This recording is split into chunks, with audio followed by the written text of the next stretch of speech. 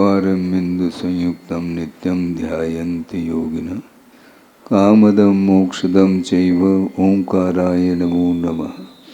अविरल शब्द घनौघ प्रक्षालित सकल भूतल कलंका मुनिवीरपार्षद तीर्था सरस्वतीर्तनो दुरितम् अज्ञानतिमिरान्धानां ज्ञानाञ्जनशलाकया चक्षुरुन्मीलितं येन तस्मै श्रीगुरुवे नमः। परमगुरुभ्यो नमः। परम्पराचार्यगुरुभ्यो नमः। सकलकलशविध्वंसकं श्रेयसां परिवर्धकं धर्मसम्बन्धकं भव्यजीवमनप्रतिबोधकारकमिदं शास्त्रं श्री रत्नकरण्डक श्रावकाचार्य नामधेयम्। अस्य मूलग्रंथकर्तार श्री सर्वज्ञदेवाः तदुत्तर ग्रंथकर्तार श्री गणधरदेवाः प्रतिगणधरदेवाः तेषां वचोनुसारमासाद्य श्रीमद् आचार्य प्रवर श्री समन्तभद्रदेवैर्विरचितं मंगलम भगवान वीरो मंगलम गौतमो वनि मंगलम कुंदकुंदाद्यो जैन धर्मोस्तु मंगलम सर्वमंगलमांगल्यम सर्वकल्याणकारकं प्रधानम सर्वधर्माणां जैनम जयतु शासनम। कोटिशतं द्वादशैव कोट्यो लक्षाणि शीतिस्त्रिदिकानि चैव पञ्चाशदष्टौ च सहस्रसङ्ख्यमेतत् श्रुतं पंचपदं नमामि।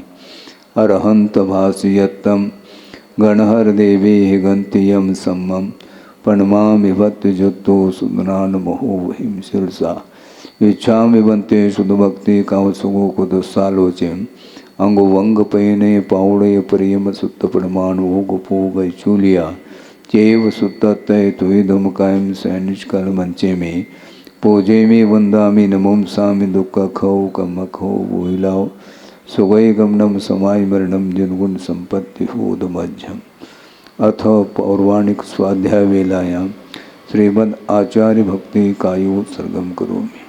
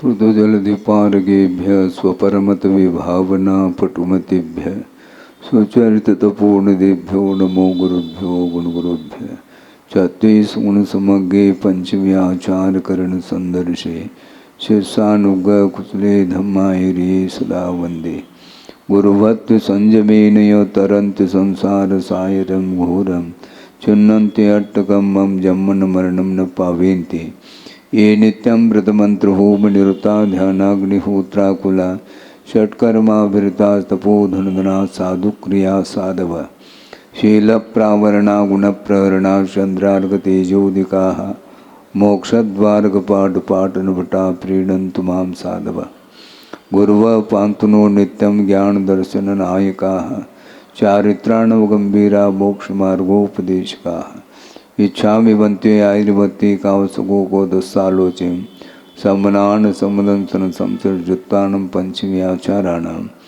आयुर्यानम् आयारादि स्मराणोपदेशयानम् उवज्झायानम् तिरयनगुणपालुरयानम् सौसानम् सैनिष्कलमञ्चे में पूजे में वन्दामि नमोंसामि दुःखखौ कमखौ भूयिलाओ सुगै गमनं समाय मरणं जिनगुण संपत्ति होदमज्झम्। नमः श्री वर्धमानाय निर्धूत कलिलात्मने सालोकानां त्रिलोकानां यद्विद्यादर्पणायते।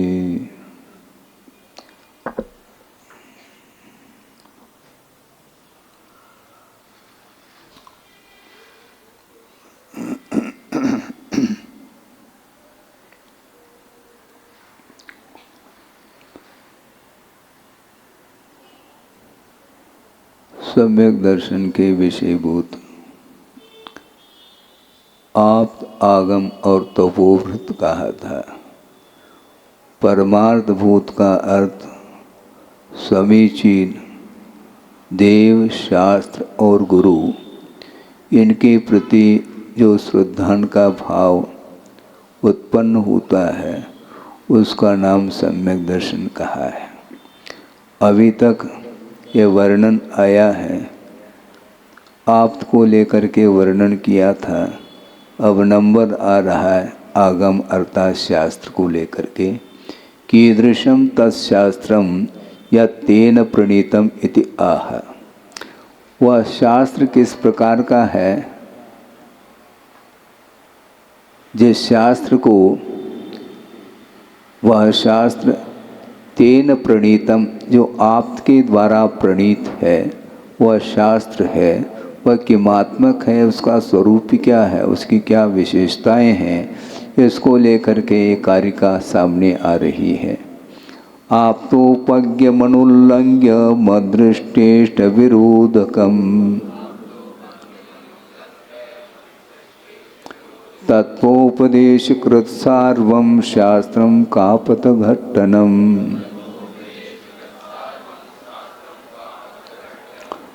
वह शास्त्र है जो उन्मार्ग का खंडन करने वाला है। काफत बोलते हैं उन्मार्ग, उसका खंडन करने वाला है अर्थात उसका निराकरण करने वाला है, वह शास्त्र माना जाता है। और वह शास्त्र और कैसा है, आप्तोपज्ञम। आप्तोपज्ञम का अर्थ सर्वज्ञस्य प्रथम उक्ते है। सर्वज्ञ भगवान ने सर्वप्रथम वस्तु का स्वरूप जाना है और उन्होंने ही दिव्य ध्वनि के माध्यम से कहा है, वही शास्त्र माना जाता है। सीधा डायरेक्ट संबंध भगवान से संबंध रखता है। आगम की रचना शब्दों के अपेक्षा से सोचते हैं तो दिव्य ध्वनि का आधार लेकर के गणधर परमेश्वर ने द्वादशांग की रचना की है, यह शब्द श्रुत माना जाता है। अरहंत भाषियतम, पहला तो अरंत भगवान के द्वारा कहा हुआ है और गणहर देवे गंतियम सम्मम कहा। गणधर परमेश्वर ने ही उसको गूंथा है, यानी शब्द रूप दिया है। ये कारिका आती है, प्रासंगिक है, वह ये है कि समय पर आ जाए तो मैं कह दूंगा। प्रसंग बहुत अच्छा उसमें भी दिया है, जहाँ तक वह जीव कांड की कारिका हो सकती है। आ गया वो पन्नव निज्जा भावा।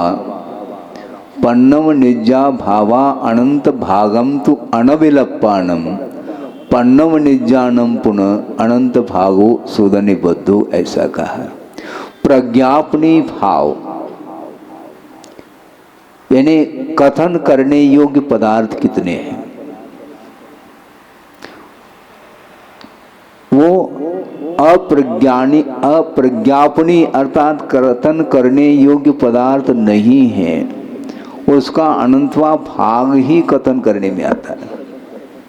पन्नव निज्जा भावा अनंत भागम तो अनविलप्पाणम। जो कथन करने योग्य नहीं है वह अनंत पदार्थ है, उसका अनंतवा भाग ही कथन करने योग्य है। और जो कथन करने योग्य है उसका अनंतवा भाग ही श्रुत में निबद्ध है, ऐसा कहने का भाव है। सोचो विचारो, मतलब दिव्य ध्वनि के द्वारा जो बात आई है वह अनंतवा भाग आया है। किसका अनंतवा भाग? जो कथन करने योग्य अनंत पदार्थ है उसका अनंतवा भाग ही कथन करने योग्य है, ऐसा कहा। और उसका अनंतवा भाग वह गणधर परमेष्टि के द्वारा पकड़ में आया है। और हम और आप जिज्ञासा करते हैं इसका अर्थ ऐसा होना चाहिए, वैसा होना चाहिए। आप शांति से बैठिए, कि पदार्थ का जो स्वरूप है वह अद्भुत है, वह श्रद्धान के योग्य ही है। क्योंकि जो विषय केवल ज्ञान गम्य है, केवल ज्ञान के द्वारा जानने योग्य जो पदार्थ है, तो उसका स्वरूप का निर्धारण हम शब्द के द्वारा कैसे कर सकते हैं? नहीं कर सकते हैं, इसलिए वह श्रद्धान का विषय बनता है। तो सर्वप्रथम भगवान ने केवल ज्ञान के माध्यम से समस्त पदार्थों के स्वरूप को जाना है, और जानने के उपरांत प्रथम उक्ति ही उन्होंने पहले कथन किया है। उनके पहले, भगवान के पहले किसी ने कथन किया ही नहीं। छद्मस्त अवस्था में जो भी वस्तु तत्व का वर्णन होता है, वर्णन में आता है, वह असमीचीन है ऐसा नहीं कहा जा रहा है, किंतु वह उतना ही नहीं वस्तु का स्वरूप ये कहा जा रहा है। द्वादशांग में जो भी विषय आया है वह बहुत अल्प आया है। केवल दिव्य ध्वनि के सामने वह द्वादशांग बूंद के समान है। और दिव्य ध्वनि यह भी अपने आप में शब्दात्मक है, ज्ञानात्मक नहीं। दिव्य ध्वनि यह ध्वनि है, और उसकी जो विराटता है उसको गणधर परमेष्ठी ने ज्ञान का विषय बनाया, फिर बाद में रचना उन्होंने की है। तो ऐसी स्थिति में अनंत पदार्थों का स्वरूप किस रूप में, एक पदार्थ को भी आप पूर्णतः नहीं जान सकेंगे। समझ में आ रहा है? एक पदार्थ को भी आप पूर्णतः नहीं जान सकेंगे, क्योंकि वह श्रुत ज्ञान का विषय नहीं बनता। एक सूत्र आता है, मति श्रुतयोर निबंधो द्रव्येषु सर्व पर्याय असर्व पर्यायेषु। एक द्रव्य है, उसके अनंत पर्याय होती हैं, अतीत अनागत को लेकर के उन समस्त पर्यायों में श्रुत ज्ञान की गति नहीं हो सकती है, वह जान नहीं सकेगा।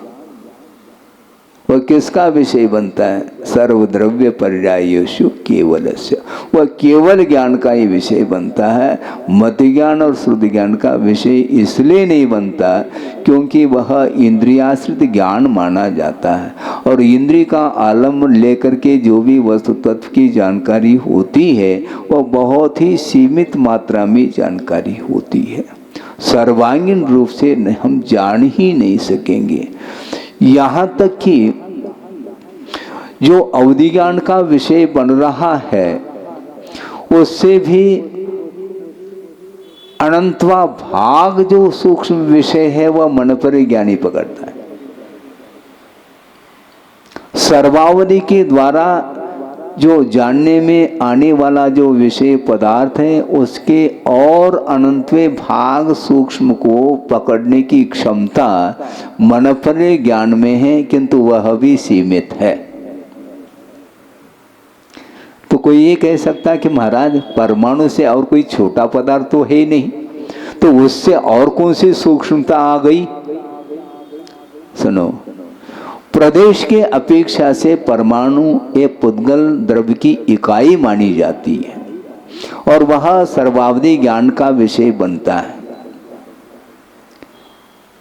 संभव है इसमें कुछ मतभेद भी हो, वो बाद का विषय है। सुनने में ये भी आया था कि कार्बन जो द्रव्य है वह भी अवधि ज्ञान का ही विषय बनता है, और उससे भी वह सूक्ष्म है। कौन? परमाणु। किंतु उस परमाणु से भी कोई सूक्ष्मता है क्या? द्रव्य के अपेक्षा से सूक्ष्मता नहीं, किंतु भाव के अपेक्षा से सूक्ष्मता है।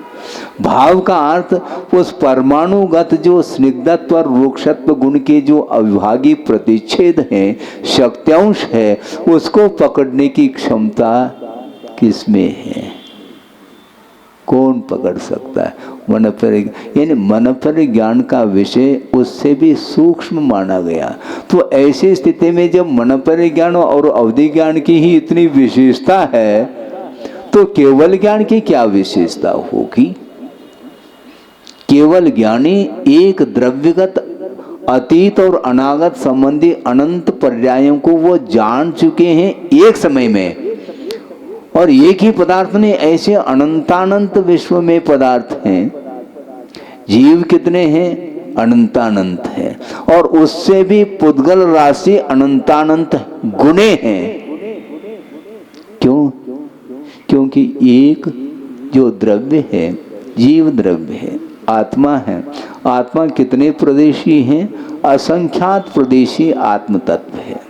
और उस आत्म तत्व के असंख्यात प्रदेश के एक एक प्रदेश में जो कर्म वर्गणाएं हैं, जो अभी भी कर्म के रूप में परिणत नहीं हुई हैं, वो एक एक आत्म प्रदेश पर अनंतानंत वो वर्गणाएं अवस्थित हैं। तो एक आत्मगत प्रदेश असंख्यात है, तो उस एक एक प्रदेश पर अनंतानंत है, तो उसको असंख्यात से गुणित कर लो, तो एक आत्मगत जो द्रव्य है उसमें संख्या उनकी कितनी होगी? अनंतानंत होगी। और ऐसे जीवों की संख्या कितनी है? अनंतानंत। इसलिए जीव द्रव्य से पुद्गल की राशि अनंत गुणे ऐसा कहा है। तो उस पुद्गल द्रव्य के अंतर्गत जितने भी गुण हैं और उन प्रत्येक गुणों की जो अवस्थाएं हैं, और वो भी अतीत अनागत की अपेक्षा से अतीत पर्याय निकल चुकी हैं और अनंतानंत पर्याय निकलेगी, जो उत्पन्न नहीं अनुत्पन्न है वो।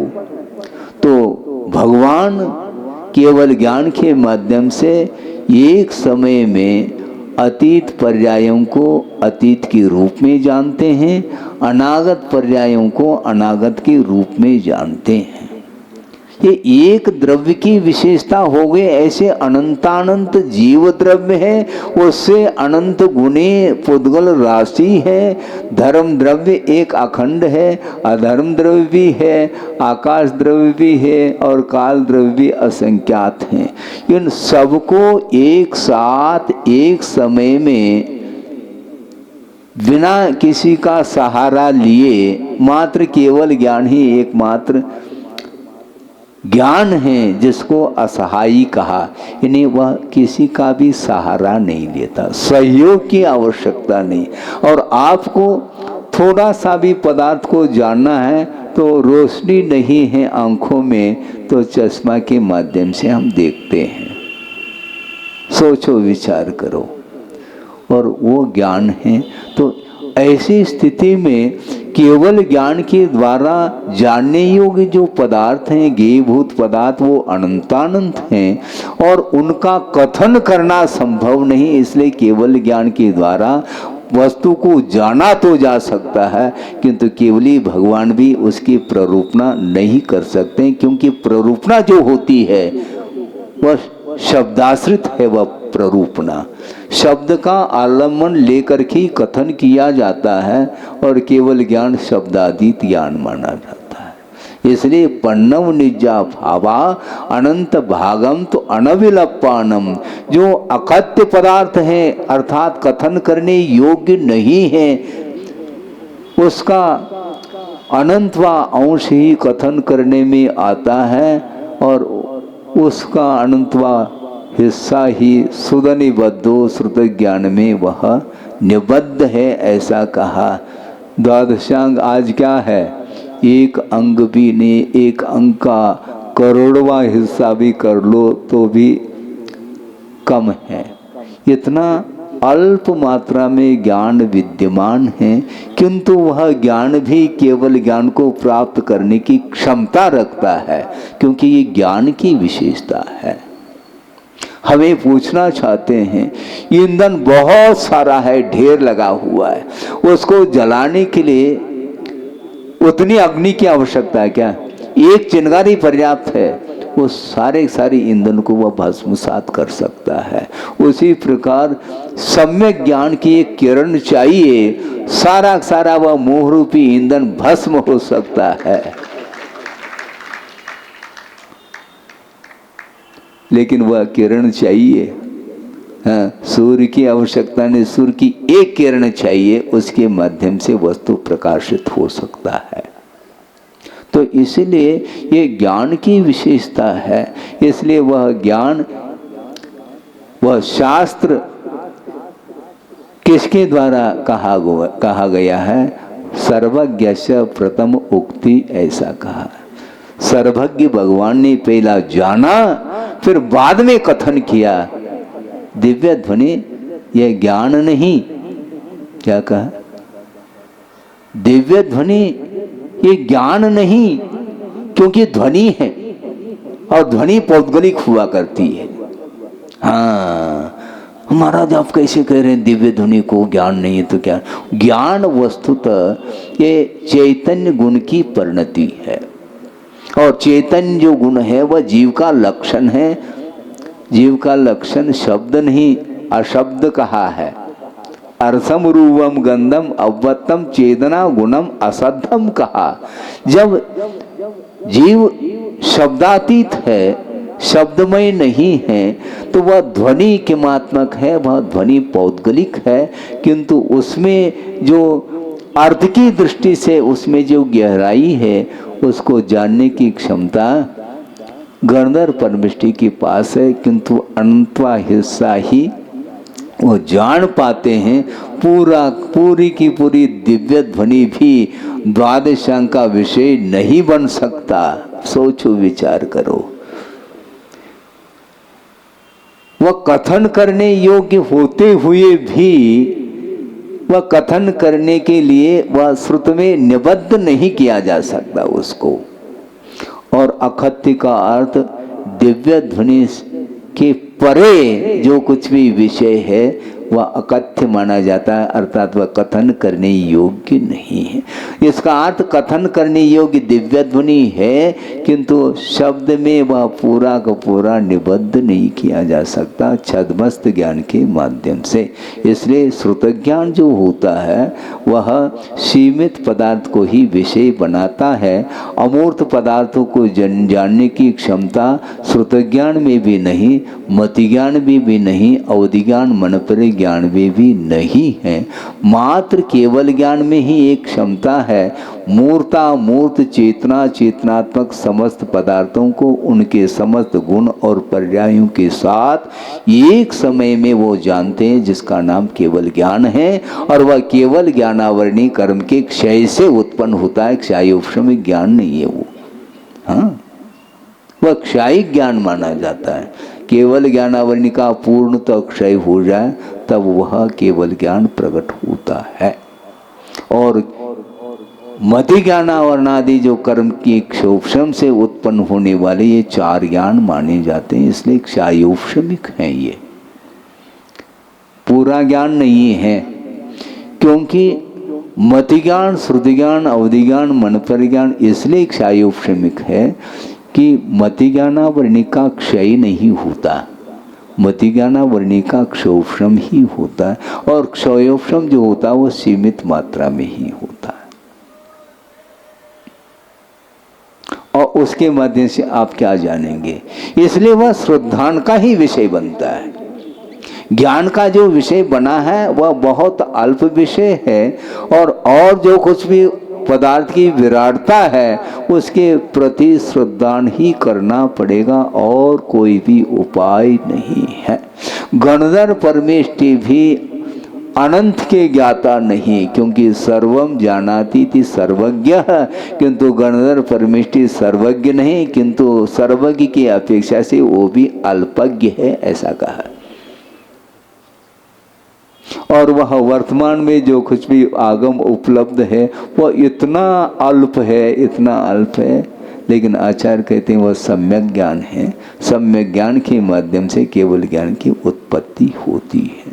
गुरुदेव ने एक बहुत छोटा सा उदाहरण दिया था, वो ये है, मान लो 1,000 व्यक्ति बैठे हैं और एक बर्फ की डली, पाषाण खंड जिसको बोलते, छोटा सा टुकड़ा है बर्फ का, और उसको एक एक व्यक्ति के हाथ में देते चले जाएं, वह सब व्यक्तियों के हाथ में पास होता हुआ आ जाए, तो अंतिम व्यक्ति के पास वह हाथ में वह बर्फ रहेगा नहीं। पिघलता चला गया। उसी प्रकार यह श्रुत ज्ञान इतना अल्प है, द्वादशांग कहाँ, और वह धीरे धीरे धीरे काल के माध्यम से वह समाप्त होता होता होता थोड़ा सा बचा है। लेकिन उसका सदुपयोग जो करेगा उसका कल्याण हो सकता है। इसलिए सर्वज्ञस्य प्रथम उक्ति ऐसा कहा, क्योंकि आप तो पज्ञम, आपने पहला जाना है फिर बाद में कहा है, इसलिए प्रथम उक्ति ऐसा कहा है। उसके बाद उन्होंने जो बताया है या दिव्य ध्वनि में जो विषय आया है उसको द्वादशांग का रूप दे करके गंधर्व परमिष्टि के द्वारा वस्तु तत्व का विश्लेषण हुआ है। इसलिए वह शास्त्र माना जाता है अनुल्लंघ्यम, वह उल्लंघनीय नहीं है। यश तत् आप्तोपज्ञम, इसलिए वह आपके द्वारा जाना हुआ है। तस्मात्, इसलिए इंद्रादि नाम अनुल्लंघ्यम आदेयम इत्यर्थ। इंद्रादिकों के द्वारा भी इसका उल्लंघन नहीं किया जा सकता, किंतु ग्रहण करने योग्य ऐसा कहा है। द्वादशांग के पाठी होते हैं कौन? सौधर्मेंद्र, वो भी द्वादशांग के पाठी होते हैं। इसलिए भगवान की वाणी के ऊपर उनका श्रद्धान है, इसलिए वह कभी भी उल्लंघन करने का भाव नहीं रखते और वो उल्लंघन करने योग्य है ही नहीं। इसलिए जो भी श्रुत उपलब्ध है उसके प्रति श्रद्धान करने के अलावा और कोई भी मार्ग ही नहीं हमारे लिए है। हाँ,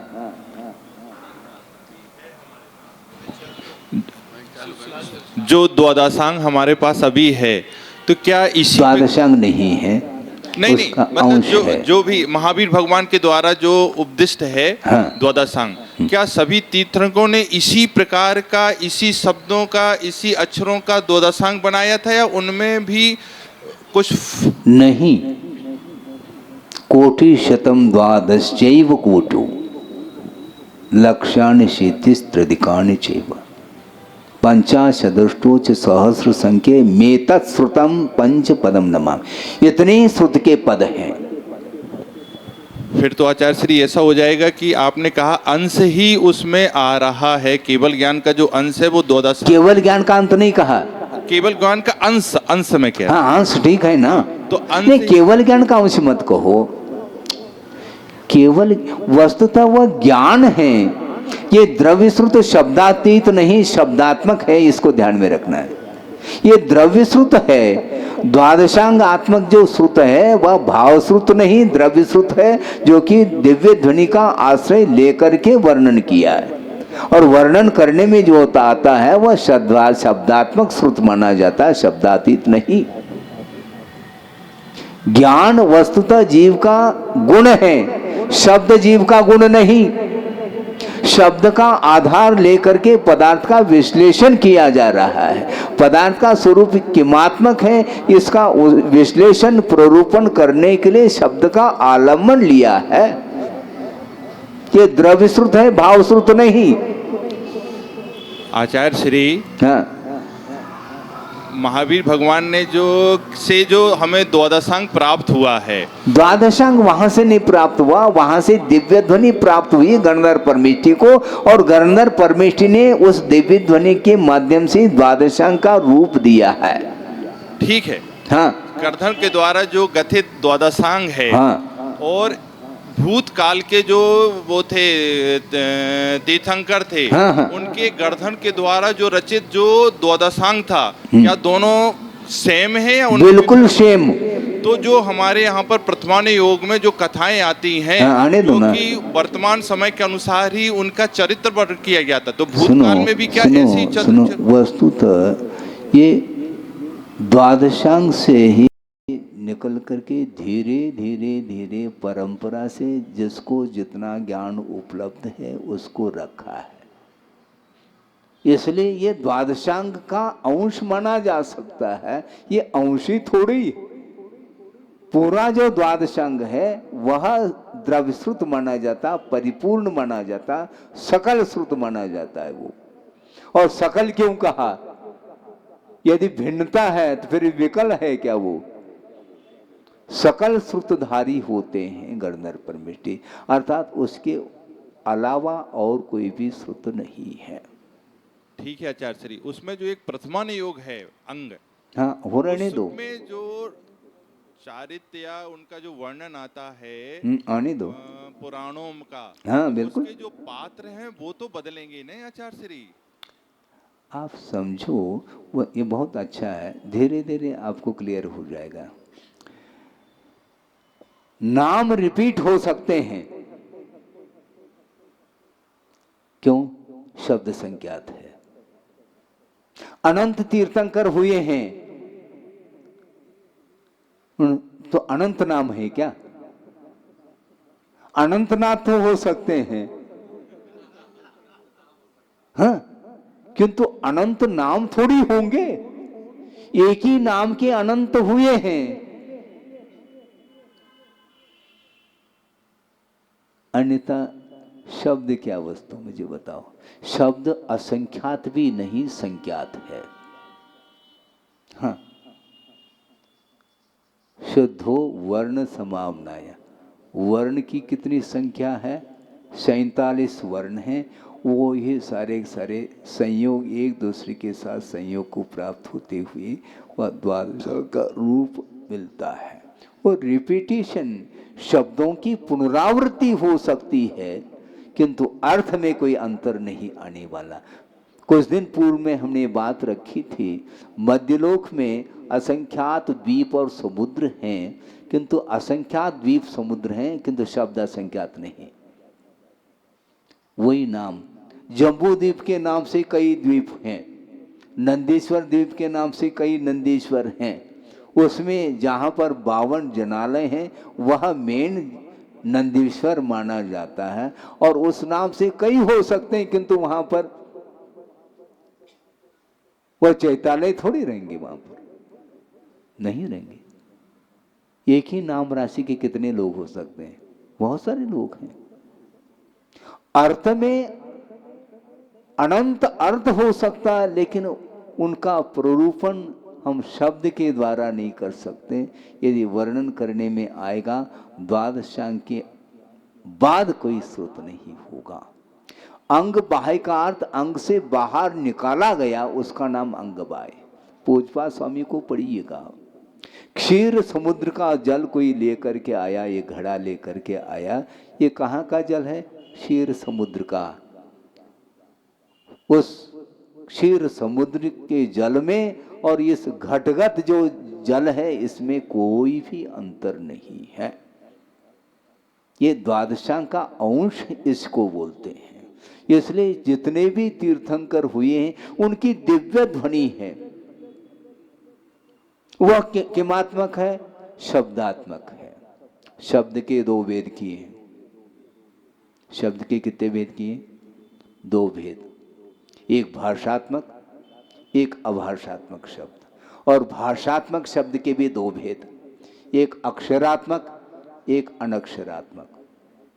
अक्षरात्मक क्या है? संस्कृत, प्राकृत, हिंदी, कन्नड़, मराठी, विभिन्न प्रकार की जो भाषाओं में वह समाहित हो जाता है, वह अक्षरात्मक श्रुत माना जाता है, शब्द माना जाता है।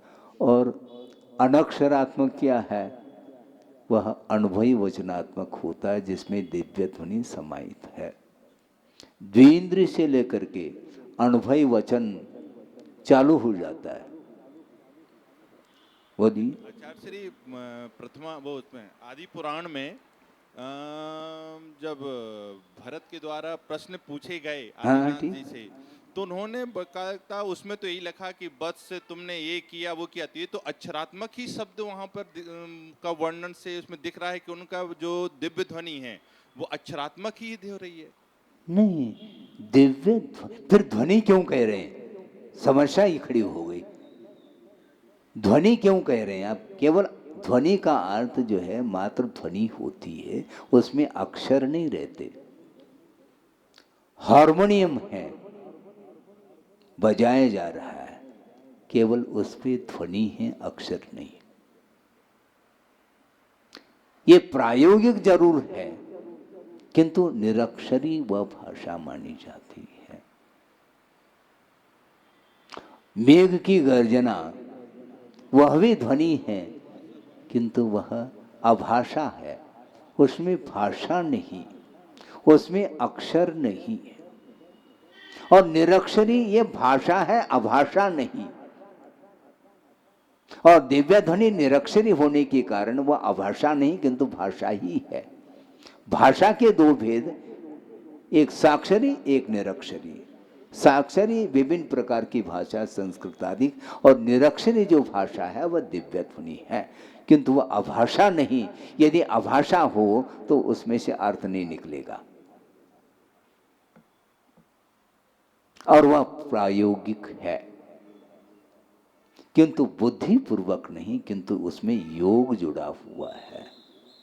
योग के अभाव में ध्वनि नहीं निकल सकती, इसलिए 13वें गुणस्थान बोलती सयोग केवली कहा। अयोग केवली, केवली तो है, किंतु योग का अभाव होने के कारण वहाँ पर दिव्य ध्वनि संभव नहीं। तो इसलिए जो दिव्य ध्वनि है, ध्वनि का अर्थ शब्द होता है, और शब्द सो ज्ञान नहीं। ज्ञान के लिए शब्द आलंबन लेने योग्य है, शब्द एक माध्यम है ज्ञान के लिए, शब्द सो ज्ञान नहीं, स्पष्ट कर रहे हैं कुंद कुंद स्वामी। आचार्य श्री जब भरत जी प्रश्न पूछ रहे होते पूछने हैं दो, और उनको उत्तर जो मिल रहा था, हाँ। तो वो किस बात, किस चीज में कम्युनिकेशन हो रहा था दोनों के, अनक्षरी या अक्षरी माने? किसको पूछ रहा था? भरत जी जब आदिनाथ भगवान से कुछ प्रश्न बहुत अच्छा है, ये अब आ गया समझ में। ये वस्तुतः देखा जाए भगवान से पूछ रहे हैं, एक प्रकार से एक बहुमान का विषय है। वस्तुतः ये प्रश्न, इसका अर्थ भगवान सुनते हैं क्या? भगवान ने सुन लिया, भगवान ने सुन लिया तो भगवान ने कहा, तो भगवान ने जो कहा वह निरक्षरी में क्या साक्षरी क्या है? ऐसा नहीं, वस्तुतः वह इनडायरेक्ट विषय बनता है, डायरेक्ट तो गंधर्व परमेष्टि ही उसका प्रतिपादन करते हैं। कहने में आता है क्योंकि साक्षात भगवान प्रभु बैठे हैं, इसलिए उनका आदर बहुमान रखा जाता है, किंतु उस प्रश्न का समाधान देने वाले गंधर्व परमेष्टि, अन्यथा गंधर्व परमेष्टि के अनुपस्थिति के माध्यम से हो जाना चाहिए, उनकी उपस्थिति की क्या आवश्यकता है? समस्या ये खड़ी हो रही है। गणधर परमेष्टि ने ही द्वादशांग की रचना करके आप जो भी प्रश्न रखेंगे उसका समाधान वो देते चले जाएंगे द्रव्य स्रोत के माध्यम से। अक्षरी नहीं, साक्षरी नहीं भाषा, वह निरक्षरी है और वह भाषा है, वह ज्ञान नहीं है। तो हम पहले से कह रहे ये द्रव्य श्रुत जो है वह ज्ञानात्मक नहीं किंतु शब्दात्मक है। इसको तो कम से कम श्रद्धान का विषय बना लो। दिव्य, अपनी दिव्य ध्वनि क्या है? शब्दातीत है क्या? नहीं। और द्वादशांग जो श्रुत है वह द्रव्य श्रुत है क्या? भाव श्रुत, द्रव्य श्रुत। और द्रव्य श्रुत शब्दात्मक होता है, उसके माध्यम से ही अर्थ का बोध होता है। शब्द श्रुत सो बोध नहीं, शब्द श्रुत के माध्यम से बोध हो रहा है। जैसे हमने घड़ी कहा, घड़ी का अर्थ क्या? ज्ञान हो गया क्या? घड़ी ये शब्द है, उस शब्द के माध्यम से इस पदार्थ का बोध हुआ है। इस पदार्थ का बोध जो हुआ है शब्द के आलमन से, किंतु बोध जो होता है वह ज्ञान गुण के द्वारा होता है। शब्द का आलम्बन लेकर के ज्ञान की परिणति। बिना शब्द का आलम्बन लिए सर्वप्रथम हम पदार्थ को जानना चाहेंगे, वह पदार्थ जानने में तो आ सकता है, किंतु किसी को कहना चाहेंगे तो शब्द का आलम्बन लेना अनिवार्य सिद्ध होता है। उसके बिना किसी भी वस्तु को हम कथन, कथन का अर्थ कथन, प्रतिपादन, उसमें शब्द ही चाहिए, शब्द ही चाहिए। भिन्न भिन्न इंद्रियों के जो विषय हैं उनके विषय में समझना चाहते हैं तो शब्द का आलम्बन ले बिना हम किसी भी वस्तु का कथन कर ही नहीं सकते। इसलिए ये दिव्य ध्वनि वचनात्मक है, किंतु वह निरक्षरी है, अनुभव वचनात्मक है, और उसका आलम्बन लेकर के गणधर परमेष्टि का जो ज्ञान है उस ज्ञान के माध्यम से द्रव्य सूत्र की रचना उन्होंने की है, इसका तात्पर्य है। और कोई विषय यदि मान लो चिंतन करके आप रखना चाहो तो भविष्य में रखा जा सकता है। अभी यहाँ पर क्या कहा, आप तो उपज्ञम आपके द्वारा जाना गया है और उनके द्वारा उपदिष्ट है, इसलिए इंद्रादिकों के द्वारा उल्लंघन करने योग्य नहीं है। जब इंद्रादिक भी इसको स्वीकार कर रहे हैं तो उसमें अपने को दिमाग नहीं चलाना। ईदृशमेव इदमेव, एवकार का प्रयोग कर रहे हैं आचार्य, यही है। जिज्ञासा हो सकती है, लेकिन जिज्ञासा का समाधान हम दे पाए अनिवार्य नहीं, क्योंकि बहुत अल्प ज्ञान है। इसलिए उस पदार्थ की विराटता के ऊपर श्रद्धा नहीं किया जा सकता, वह ज्ञान काम नहीं कर सकता। इसलिए सूक्ष्मम जिनोदितम तत्वम, जिनेन्द्र भगवान के द्वारा कहा हुआ जो तत्व है बहुत सूक्ष्मतम है, इसलिए उसके ऊपर श्रद्धा नहीं किया जा सकता है। उसको प्रमाणभूत मान करके ही श्रद्धान करने के लिए आगम की आज्ञा है। इसलिए जितने भी जिज्ञासाएं उठती हैं वो स्वाभाविक हैं। इसलिए निरंतर चिंतन करने का प्रयास करते हैं तो क्षोभम के अनुरूप उसका समाधान हो सकता है। नहीं भी हो सकता है तो हमें कोई भी विकल्प इसलिए नहीं है क्योंकि ज्ञान की किरण हमें पर्याप्त है, वह सम्यक ज्ञान है, वो क्षोभम ज्ञान है। द्वादशांग भी क्षोभम है और अपने पास जितना क्षोभम ज्ञान है वह भी क्षोभम ज्ञान ही है। प्रयोजन भूत तत्व को समझने के लिए हमें पर्याप्त है। और गुरुदेव ने ये कहा था, उपयोग जिसका लग गया उसके लिए इसकी कोई आवश्यकता नहीं। उन्होंने ये भी कहा था एक बार, बड़े बड़े जो कर्म सिद्धांत जीव सिद्धांत के जो ग्रंथ हैं, धवला आदिक है, गोमटसार आदिक है, उसके अध्ययन करने के लिए बहुत शक्ति की आवश्यकता है, एनर्जी बहुत लग जाती है, बहुत श्रम होता है, एक्सर्शन ज़्यादा होता है। जबकि अध्यात्म को समझने के लिए एक्सर्शन की आवश्यकता नहीं, क्योंकि वस्तु तत्व का स्वरूप ज्ञात हो जाता है कि ये है और ये उपादेय पर्याप्त हमारे लिए। बाकी जो कुछ भी है वो उपयोग लगाने की दृष्टि से है, उसके अभाव में हमें मार्ग हमारा अवरुद्ध हो गया ऐसा कुछ भी नहीं है। फिर से हम रखना चाहते हैं वो जो शुभूति है। आप तो इतनी जिज्ञासा रख रहे हैं कि उसका उत्तर देना मुश्किल हो रहा है, लेकिन उनकी जिज्ञासा कोई जिज्ञासा नहीं, जो समझ में बात आ गई उतना पर्याप्त हो उनके लिए। हाँ, भेद ज्ञान उनको हो गया, ये छिलका है, ये शरीर छिलका है, ये है, इसके पोषण करने से कोई लाभ नहीं है, ऐसा परिज्ञान उनको हो गया। और आत्म तत्व हमारे लिए उपादेय है, वो उड़द के समान है। इतना ज्ञान पर्याप्त था। बाकी शास्त्र का पुस्तक का ज्ञान है और इसका अर्थ इसमें प्रवाद न करियो। हाँ, हमें आप कह रहे बहुत अच्छा कहा, हमारे लिए बहुत अच्छा उपयोगी, ऐसा नहीं। यदि ज्ञान है उसके माध्यम से प्रभावना भी होती है और उपयोग भी लगता है। माला फेरने में उपयोग लगता है क्या? नहीं लगता महाराज। किंतु जिसका उपयोगिता लग रहा है उसके लिए कोई आवश्यकता है, किंतु जिसका उपयोग नहीं लग रहा है उसके लिए अध्ययन करो। अवीक्षण ज्ञान उपयोग है। जिसके पास क्षोभम है वह अवीक्षण ज्ञान उपयोग करेगा, नहीं है जितना है उसी में उसका उपयोग टिका रहेगा और उसके माध्यम से उसका कार्य हो जाता है। इसलिए इंद्रादिकों के द्वारा भी वह उल्लंघनी नहीं है। कस्मात क्यों?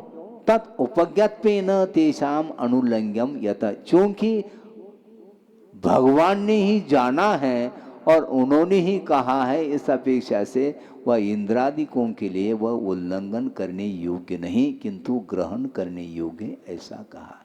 और दूसरा विशेषण क्या है? अदृष्टेष्ट विरोधकम। दृष्ट अर्थात प्रत्यक्ष प्रमाण, अदृष्ट अर्थात क्या है? अनुमान प्रमाण। प्रत्यक्ष और अनुमान आदि प्रमाण के द्वारा जो विरोध को प्राप्त नहीं है वह आगम माना जाता है, वह शास्त्र माना जाता है।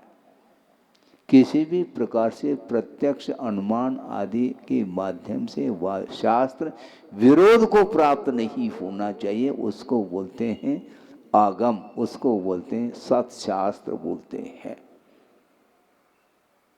एक श्लोक आ गया है, हाँ, वरम एकाक्षरम ग्राह्यम। वर अर्थात श्रेष्ठ है, एक अक्षर भी श्रेष्ठ है, ग्राह्य है।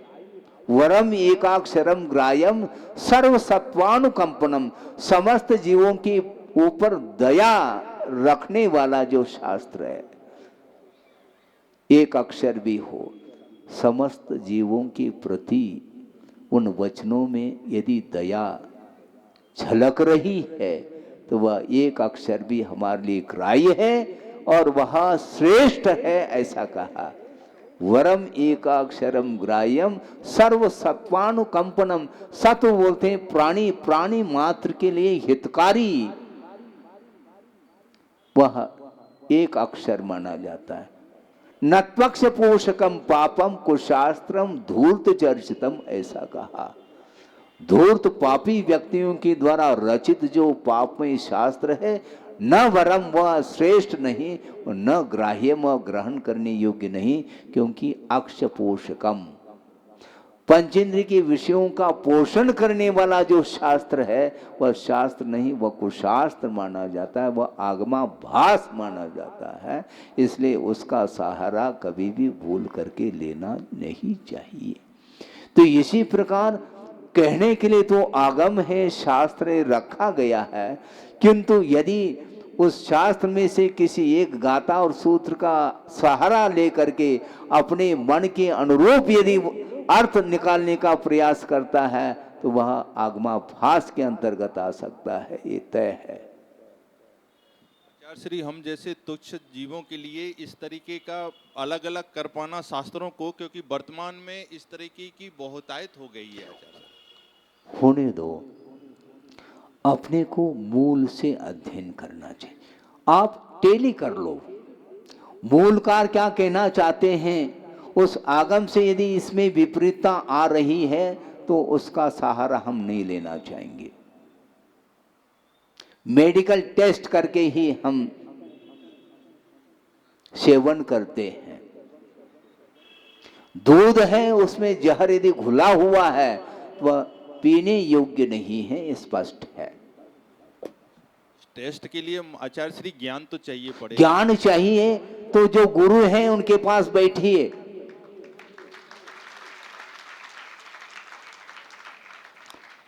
प्रत्येक व्यक्ति डॉक्टर बनना चाह रहा है, डॉक्टर अपने आप को घोषित कर रहा है, ये गलत है। जो डॉक्टर है उनके पास पहुंचो। और गुरुदेव वर्ल्ड फेमस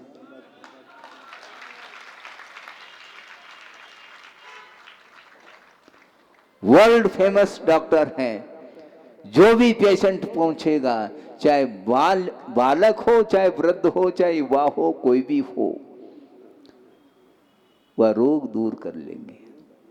प्रत्येक जिज्ञासा का समाधान आगम के अनुरूप करते हैं।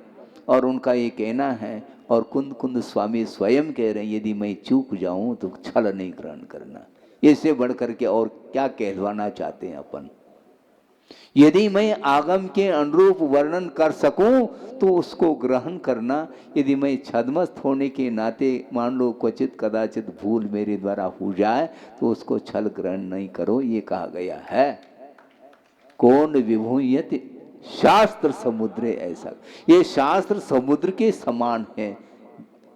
आर्णव समुद्र होता है, ज्ञानार्णव ये ग्रंथ है, ज्ञान का सागर है। तो ज्ञान अपरंपार है और उसको शब्द के रूप में उसको गुंफित किया है, उसको आगम बोलते हैं। ये वरम एकाक्षरम ग्राह्यम सर्वसत्वानुकंपनम न त्वक्ष पोषकम पापम कुशास्त्रम धूर्त चर्चितम। कहा कहने के लिए तो कुंद कुंद ने कहा है, गाथा देते हैं, हम बता रहा हूं उसी के लिए। कुंद कुंद ने गाथा नहीं लिखी, ग्रंथ लिखा है, इसको ध्यान में रखना चाहिए। और गाथाएं पूर्वापर विषय को स्पष्ट करने वाली होती हैं। गाथाएं केवल एक गाथा अपने लिए जो प्रयोजन भूत है उसको हाईलाइट करने का जो पुरुषार्थ किया जा रहा है, ये गलत है। इसको ध्यान देने की आवश्यकता है। कुंद कुंद स्वामी ने सम्यक दृष्टि का भोग निर्जरा के लिए कारण कहा, किंतु कौन है वो सम्यक दृष्टि, इसको खोलने वाले टीकाकार है। टीका यदि नहीं होती तो अर्थ का अनर्थ होता चला जाएगा, ये ध्यान रखो। गाथा में संक्षेप अर्थ दिया जाता है। सम्यक दृष्टि, तो सम्यक दृष्टि की भेद नहीं है क्या? ये कुंद कुंद ने कहा, कुंद कुंद ने गाथा लिखी है, टीका भी तो लिखो, क्या अर्थ होता है? हाँ, इसलिए सूत्र और गाथाएं देशामर्शक होती हैं। एक देश ही उसका अर्थ पकड़ में आता है और सारा सारा जो उस सूत्र में गाथा में अर्थ समाविष्ट है उसको खोलने वाले टीकाकार होते हैं। इसलिए एक स्थान पर कहा था, गुरुदेव के माध्यम से सुना कि टीका गुरु नाम गुरु, टीका जो गुरु के भी गुरु हैं। यदि टीका नहीं होती अर्थ का अनर्थ लगा लेते अपन, पक्की बात। अजेर्यष्टव्यम, ये अर्थ का अनर्थ हुआ, क्योंकि अर्थ अज का अर्थ बकरा, ये रट रखा है। और जो अहिंसा धर्म की उपासना करने वाला जो व्यक्ति है वह कभी भी अज का अर्थ बकरा नहीं निकाल सकता। हाँ, और जिसको अहिंसा का बोध नहीं, आगम का ज्ञान नहीं और अपने प्रयोजन को सिद्ध करने के लिए अज का अर्थ वह बकरा निकाल सकता है, किंतु अज का अर्थ पुराणाधान भी होता है। इसलिए अनेकांतात्मक जो वस्तु है उस वस्तु तत्व की प्ररूपणा बिना शाद्वाद के संभव नहीं है। शाद्वाद का अर्थ कथनचित वाद, किसी अपेक्षा से इसका यह स्वरूप, किसी अपेक्षा से इसका यह स्वरूप है। एक व्यक्ति है, उसको हम पिता बोल रहे हैं बिना अपेक्षा के, पुत्र के अपेक्षा से पिता है और अपने पिता की अपेक्षा से वह स्वयं पुत्र है। तो ये कथनचितवाद नहीं है क्या? ये तो शाद्वाद है, यही तो शाद्वाद है। और अपनी पत्नी की अपेक्षा से वह पति है, पिता थोड़ी है। और अपने बहन की अपेक्षा से वह स्वयं भाई है, भाई समझो थोड़ा। हाँ हाँ, अपनी बहन की अपेक्षा से वह पिता थोड़ी है, वो भाई है। तो इसलिए एक ही व्यक्ति विभिन्न व्यक्तियों के संबंध के साथ जोड़ने से भिन्न भिन्न टाइटल मिलते हैं। उसी प्रकार वस्तु अनंतात्मक है। अनंत का अर्थ क्या है हम बताना चाहते हैं। अनेके अंताः धर्माः यस्मिन् स अनेकांत। जिस वस्तु में अनंत धर्म है, अंत का अर्थ धर्म होता है। अंत का अर्थ अंत नहीं लेना, अनेक अर्थ होते हैं, अंत का अर्थ धर्म। और जिस वस्तु में अनंत धर्म है इसलिए उसका नाम अनेकांत कहा। और उसमें से एक एक गुणधर्म को विवक्षित प्रासंगिक देते हुए जो वर्णन किया जाएगा वह शाद्वाद के साथ वर्णन माना जाता है। इसलिए वस्तुतः बहुत कठिन काम है। अदृष्टेष्ट विरोधकम का अर्थ प्रत्यक्ष और अनुमान आदि जो प्रमाण हैं उनसे विरोध को प्राप्त न हो उसका नाम शास्त्र कहा है। न विद्यते दृष्ट इष्टाभ्याम विरोधो यस्य। जिस आगम में प्रत्यक्ष और परोक्ष प्रमाण के द्वारा कोई विरोध न हो ऐसा जो आगम होता है उसको ही हम आगम के रूप में स्वीकार करते हैं।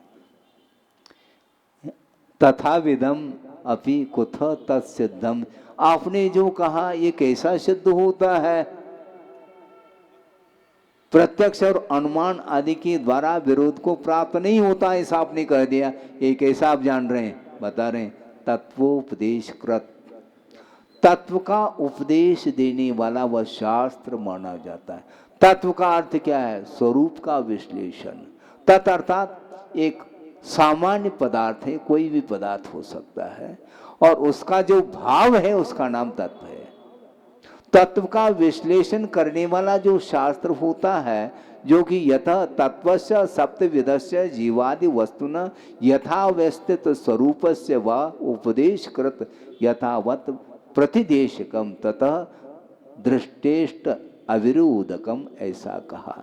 जो जीवादि पदार्थ हैं उस पदार्थ का जो कि यथा अवस्थित है अपने स्वरूप को लिए हुए हैं। जिस पदार्थ का जैसा स्वरूप है उसको उसी रूप में उपदिष्ट करने वाला जो शास्त्र होता है उसी को हम शास्त्र के रूप में स्वीकार करते हैं। इसलिए प्रत्यक्ष और अनुमान आदि के द्वारा वह विरोध को प्राप्त नहीं होता, उसी को समीचीन शास्त्र कहा है।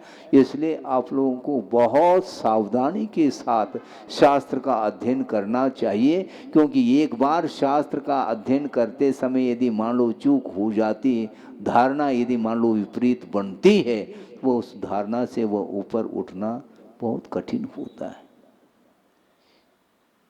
समझते हुए भी उस धारणा को वह परिवर्तित इसलिए नहीं करना चाहता, हम इतने काल हो गया हमारी धारणा बनी है और हमसे इतने लोग जो है जुड़े हुए हैं, उनका क्या होगा? ये भी एक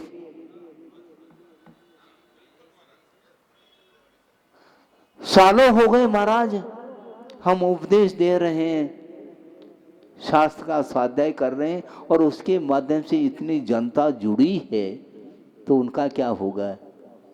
उनको तुम स्वयं अकेले परिवर्तित कर सकते हो यदि तुम्हारी धारणा यदि परिवर्तित है। तो यदि तुम्हारी धारणा यदि आगम के अनुरूप है तो उसी धारणा के माध्यम से जो विपरीत धारणा थी लोगों की उसको परिवर्तित करो, क्योंकि तुम्हें स्वयं परिवर्तित होना पड़ेगा। लेकिन ये कैसा होगा, ये समस्या है। इसलिए आपने ये जिज्ञासा रखी थी कि महाराज किस ग्रंथ का कैसे हम अज्ञान और शास्त्र का स्वाध्याय करें। आप लोगों को चाहिए गुरु, बस जिस किसी के पास बैठ करके हम अध्ययन करते हैं तो इसी प्रकार की विपरीत धारणाएं बनती चली जाती हैं। तो वर्ल्ड फेमस गुरुदेव रहें और उन्होंने जो विश्व को प्रकाश दिया और उस बीच में किसी दूसरे के द्वारा प्रकाश प्राप्त करने की हमें आवश्यकता ही नहीं है। हाँ? ये है अविरोध कम ऐसा कहा। एवं विधम अपि कस्मात् अवगतम, इसको भी आपने कैसा जाना? यथा, चूंकि सार्वम, पहले भी आया था एक विशेषण, सर्वेभ्य हितम सार्वम इति उच्यते। सबका हित करने वाला जो होता है वही सत्शास्त्र माना जाता है। तत्कथम यथावत स्वरूप प्ररूपण मंत्रेण न कथम घटते। अब देखो यह भी कैसा, तो आचार्य ये कहना चाह रहे हैं यथावत स्वरूप का प्ररूपण इसके बिना कैसा बनेगा? जो समस्त जीवों का कल्याण करने वाला यदि नहीं है तो वह यथावत स्वरूप का कथन इसके बिना कैसे घटित हो सकता है? ये इसलिए घटित हो रहा है क्योंकि जिन वचनों के माध्यम से समस्त जीवों का कल्याण हो रहा है, इसलिए वह समीचीन शास्त्र है, ये घटित हो जाता है। अन्यथा इसके बिना जीवों का कल्याण संभव ही नहीं। शास्त्र में यदि समीचीनता नहीं है तो जीवों का कल्याण कैसा हो रहा है, इसके माध्यम से शास्त्र में समीचीनता घटित होती, ऐसा कहने का तात्पर्य है। ये तत् अपि अस्य कुतः निश्चितम इति आह। इसको भी आपने कैसा जाना, एक विशेषण रहा है कापत घट्टनम, अर्थात यतः कापतस्य कुत्सित मार्गस्य मिथ्या दर्शन आदेः घट्टनम निराकारकम सर्वज्ञ प्रणीतम शास्त्रम तत् सार्वम इति। क्योंकि वह कुपथ का निराकरण करने वाला, उन्मार्ग का खंडन करने वाला जो शास्त्र होता है वही शास्त्र समीचीन माना जाता है, और वह सर्वज्ञ प्रणीत शास्त्र में ही यह क्षमता है जो उन्मार्ग से बचाने वाला शास्त्र माना जाता है। सोचो, विचार करो, एक गाथा, एक श्लोक लिखा और इसमें इतना सार गर्भित है, इसमें अनंत अर्थ इसलिए गर्भित है। सोचो, विचार करो। इसलिए शास्त्र का स्वाध्याय करने से प्रति समय योग्यता के अनुरूप असंख्यात कर्मों की निर्जरा, और मात्र असंख्यात कर्मों की निर्जरा ही नहीं, साथ से पुण्य का अर्जन भी होता है। लेकिन कुछ लोगों की धारणा है, इसको कह करके मैं पूर्ण कर रहा हूँ। किसी विद्वान के मुख से ही सुना, गुरुदेव के सामने उन्होंने कहा कि महाराज, मेरा मन न पूजन में लगता है, न अभिषेक में लगता है, न जाप देने में लगता है, इसलिए पूजन अभिषेक आदि के स्थान पर स्वाध्याय कर लिया जाए। तो गुरुदेव ने कहा, तो आगम में पूजन का वर्णन नहीं है क्या? आप आगम तो पढ़ रहे हो, और आगम में गृहस्थ के लिए क्या आवश्यक है, ये सारा विषय इसी शास्त्र में है। तो आगम को तो पढ़ो और आगम के अनुरूप आप आचरण न करो, तुम्हारा मन किस में लग रहा? खाली पूजन और अभिषेक, ये तो इसमें तो महाराज, इसमें तो पुण्यबंध होता है। अच्छा, स्वाध्याय करने में, स्वाध्याय करने में तो निर्जरा होते हैं, गलत बात है। कैसी धारणा बनाते हैं? मात्र पूजन अभिषेक जो धार्मिक अनुष्ठान है उसके माध्यम से मात्र पुण्य का ही बंद होता है क्या? पाप कर्म की निर्जरा होती है, आगम का उल्लेख है। सम्यक तो वर्धनी क्रिया कहा उसको, समय पर प्रासंगिक कहना भी तो पड़ेगा। सम्यक को बढ़ाने वाली जो क्रिया है वो कभी भी संसार के लिए कारण नहीं हो सकती, ध्यान रखो। इसलिए निरंतर आप बहुत विशाल जनालय का निर्माण गुरुदेव के आशीर्वाद से करने जा रहे हैं, और उसमें जल्दी से जल्दी आप जिन बिंब को स्थापित करो और निरंतर पूजन अर्चन करते रहो, जिसके माध्यम से भवांतर का जो भी पाप है वह सारा का सारा धुल सकता है। इसको बोलते हैं आगम का उपदेश, शास्त्र इसी को बोलते हैं। पाप का समर्थन करने वाला शास्त्र कभी भी शास्त्र नहीं, वह कुशास्त्र माना जाता है, इसलिए उसका सहारा नहीं लो। हमें थोड़ा सा भी ज्ञान हो जाए पर्याप्त है, किंतु वह समीचीन होना चाहिए। सत्शास्त्र इसी को बोलते हैं। ये आगम की परिभाषा, ये शास्त्र का स्वरूप बताया है। आप्तोपज्ञम अनुल्लंघ्यम अदृष्टेष्ट विरोधकम तत्वोपदेशकृत और सार्वम और कापत घट्टनम, ये 6 विशेषणों से विशिष्ट जो होता है वही शास्त्र होता है। इसलिए बहुत सावधानी के साथ होशियारी से आप आगम का अध्ययन करिए, और जो अध्ययन करना चाहते हैं उनके लिए भी आप योगदान देना चाहें तो बहुत अच्छी बात है, क्योंकि आपके माध्यम से कईयों का कल्याण हो सकता है। केवल श्रवण के माध्यम से उपदेश होता ऐसा नहीं, किंतु आचरण यदि आगम के अनुरूप करने वाला यदि मान लो सदग्रस्त है, श्रावक है, उसका अनुकरण करने वाले कई लोग मिल सकते हैं, उनका कल्याण भी उनका हित भी हो सकता है। इस प्रकार व्यापक दृष्टिकोण से अनेकांत का सहारा अथवा साधुवाद का सहारा लेकर के वस्तु तत्व का हम ज्ञान प्राप्त करते हैं और उसी प्रकार दूसरे को भी हम उपदेश देते हैं, जिसके माध्यम से सम्यक दर्शन की पुष्टि हो सकती है, सम्यक दर्शन उत्पन्न हो सकता है। इस गाथा का आशय है बोधि समाधि परिणाम शुद्धि स्वात्मोपलब्धि शिव शोक सिद्धि चिंतामणिम चिंतित वस्तुदाने त्वाम वंद मानस्य ममास्तु दे। परम पूज्य आचार्य गुरुवर श्री विद्यासागर जी मुनि महाराज की